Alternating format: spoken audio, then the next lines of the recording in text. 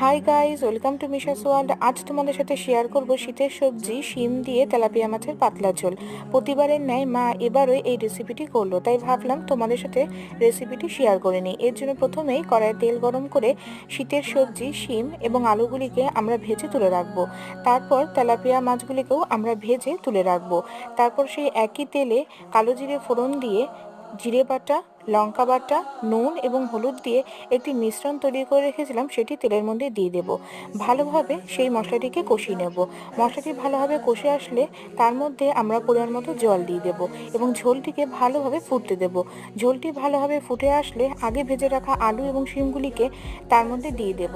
তারপর ভাজা মাছগুলি তার মধ্যে দিয়ে দেব।